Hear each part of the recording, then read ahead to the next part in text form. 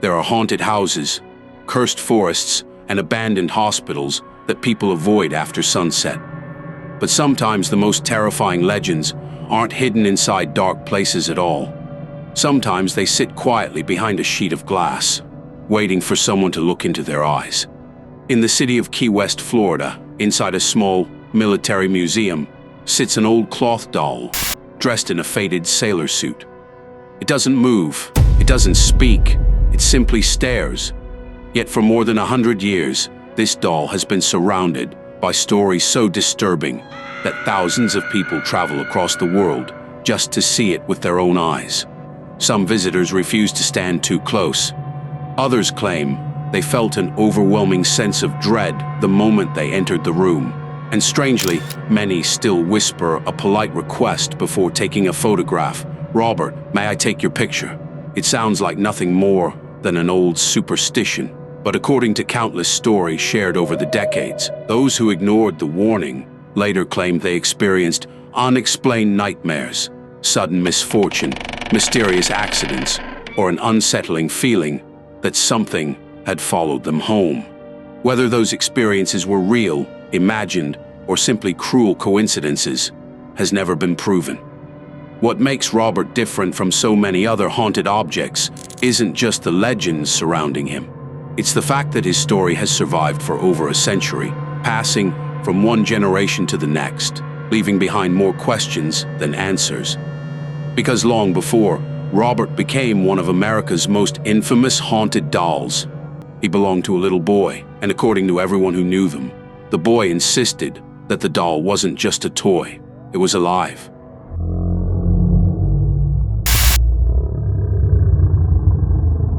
The story begins in the early 1900s in Key West, Florida, where the wealthy Otto family lived in a large Victorian home. Their only son, Robert Eugene Otto, known to family and friends as Gene, was a quiet, imaginative child who preferred painting, storytelling, and spending time alone. Like many children his age, Gene often escaped into a world created by his own imagination. At first, there was nothing unusual about it. Everything changed the day an unusual doll entered his life. Standing nearly 3 feet tall, the doll wore a small sailor suit and had a cloth body, button-like black eyes, and a face that seemed strangely expressionless. Unlike most toys of that era, it looked almost lifelike. Gene immediately became attached to it and gave it a name that would later become famous around the world. He called it Robert. To avoid confusion, the family soon began calling their son Gene, while the doll simply remained Robert. What started as an innocent childhood habit soon became something far more unsettling. Gene took the doll everywhere. It sat beside him during meals, rested on a chair while he played, and remained near his bed every night. It wasn't unusual for children to become attached to a favorite toy, so his parents thought little of it. But over time, they noticed something they couldn't easily explain. Gene wasn't pretending to have conversations with the doll. He was having them. His parents often heard him talking for long periods behind his bedroom door. At first, they smiled, assuming he was entertaining himself. Then, one evening, as they passed the room, they stopped. They could hear Gene speaking. Then they heard another voice. It wasn't loud, it wasn't clear. It was softer, deeper, almost like someone whispering in response.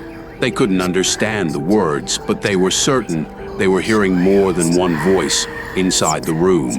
When they entered, Gene was alone. The doll sat quietly across from him. Confused, they asked who he had been talking to. Gene looked at them without the slightest hint of fear and calmly replied, "Robert was talking to me." At first, Gene's parents dismissed his words as nothing more than a child's imagination. After all, children invent imaginary friends all the time. They speak to toys, create entire worlds inside their bedrooms, and believe almost anything is possible.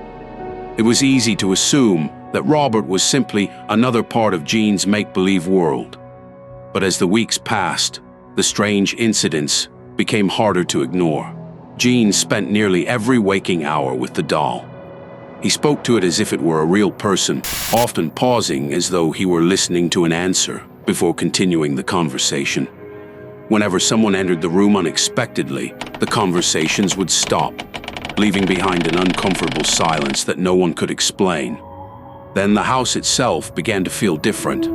Family members would leave Robert sitting in one room, only to find him somewhere else later in the day. Sometimes he was sitting on a chair, facing a different direction. Other times he appeared at a window overlooking the street, even though no one remembered moving him. Every member of the household denied touching the doll, yet somehow Robert never seemed to stay where he had been left. Soon, the servants began refusing to enter Gene's room alone. They claimed they felt as though someone was watching them whenever the doll was nearby. A few even insisted they had caught Robert's expression changing when they looked away, though none could explain how such a thing could be possible. Then came the nights. Long after the house had fallen silent, strange noises echoed through the upstairs hallway. Doors creaked open on their own. Heavy footsteps could be heard crossing the wooden floor, only to stop the moment someone went to investigate. Yet every search ended the same way. Nothing. No intruder. No broken window. No sign that anyone else had been inside the house. Just Gene and Robert. The more frightened the household became, the more Gene defended the doll. Whenever anyone suggested taking Robert away, he would become upset, insisting that the doll had done nothing wrong. It was as though he believed Robert wasn't simply a toy, but a loyal friend who deserved to be protected. No one knew what to believe anymore. But before long, the Otto family would witness an event so terrifying that it would transform a strange childhood story into a legend that would survive for more than a century. As the strange events inside the Otto house continued, fear slowly replaced disbelief. What had once seemed like a child's imagination was now affecting everyone in the home. No one could explain the footsteps in the hallway, the doors opening on their own, or why Robert was so often found in places where no one remembered leaving him. Then one night, everything became far more frightening. Gene's parents were awakened by a scream coming from upstairs. They rushed to his bedroom, expecting to find their son injured or an intruder inside the house. But when they forced open the door, they were met with a scene they would never forget. The room was in complete chaos. Chairs had been knocked over, toys were scattered across the floor, a small table lay on its side, and objects that had once rested neatly on shelves were now broken across the room. In the middle of the destruction sat Gene. He was trembling, his face pale with fear, clutching his blanket as though he had just witnessed something beyond explanation. Across the room, Robert sat silently in his usual place, untouched by the chaos. Trying to calm their son, Gene's parents asked the obvious question: "Who did this?" Without hesitation, Gene looked directly at the doll and answered with the same words he had spoken so many times before. Robert did it. It became his answer every time something strange happened. If furniture was found overturned, Robert did it. If objects were discovered broken, Robert did it. If loud noises echoed through the house in the middle of the night, Robert did it. Whether Gene truly believed those words or was simply trying to explain events he couldn't understand is something history can never answer. There were no cameras, no recordings, and no witnesses who ever claimed to have seen the doll move. But the repeated incidents changed the way people looked at Robert forever. Stories about the Otto house spread throughout Key West. Neighbors whispered about the strange doll that belonged to the wealthy family on the hill. Some claimed they had seen it staring from an upstairs window. Others refused to walk past the house after dark. Over time, the rumors grew into legend. And although Gene eventually grew older, one thing never changed. He refused to let Robert go. Years passed, and Gene Otto eventually left Key West to study art in Europe. As he grew older, the terrifying stories from his childhood seemed to fade into the background. To many, they were nothing more than strange memories from an overactive imagination. People assumed that whatever fear had once surrounded the doll had been left behind with childhood. They were wrong. When Gene returned to Key West as an adult, he moved back into the family home. He had become a respected artist, but despite everything that had happened years earlier, he brought Robert with him. The doll had never left his side. Visitors who entered the house often found it unsettling that a grown man still kept a childhood doll. Robert wasn't packed away in an attic or hidden inside a closet. Instead, he was carefully displayed inside the home, dressed in his familiar sailor suit as though he still held an important place in Gene's life. According to local accounts, Gene treated Robert less like an old toy and more like a lifelong companion. He spoke about the doll with unusual affection and reportedly became defensive whenever anyone joked about throwing it away. His wife, however, was far less comfortable. Stories claim she disliked Robert from the moment she saw him. She felt uneasy whenever she entered the room where the doll was kept and repeatedly asked Gene to get rid of it. He refused every time. Eventually, Robert was moved to a room on the upper floor where he sat near a window overlooking the street. That should have been the end of it. Instead, the stories only became stranger. Neighbors began claiming they saw the doll standing in the upstairs window, watching people as they walked by the house.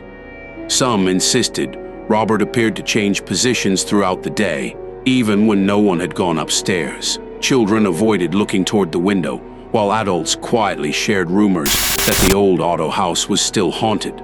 Whether those stories were true or simply fueled by the growing legend is impossible to know. But one fact remains undeniable.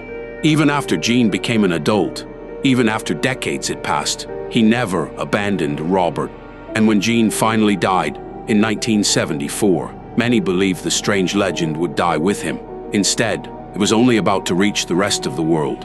After Gene Otto's death in 1974, the old Victorian house was eventually emptied, and Robert was removed from the property. For the first time in decades, the doll was no longer sitting inside the home where the legend had begun. Eventually, he was placed on display at the East Martello Museum in Key West, where he remains to this day. Behind a glass case, Robert appeared completely harmless, an old cloth doll, a faded sailor suit, a blank expression frozen in time. But it wasn't long before visitors began creating a new chapter in his story. According to museum staff and countless personal accounts, people from around the world started reporting strange experiences after visiting Robert. Some claimed they had laughed at the doll, mocked the legend, or taken photographs without asking permission. Days or weeks later, they believed their lives took an unexpected turn. Some spoke of recurring nightmares that felt disturbingly real. Others described unexplained accidents, sudden illnesses, failed relationships, financial problems, or an overwhelming feeling that they were being watched. There is no scientific evidence linking any of these events to the doll, and skeptics argue that people naturally connect ordinary misfortune to a story once they believe they have been cursed.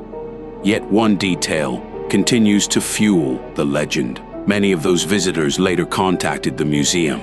Some wrote heartfelt apology letters addressed directly to Robert, asking for forgiveness and claiming the strange events stopped only after they apologized.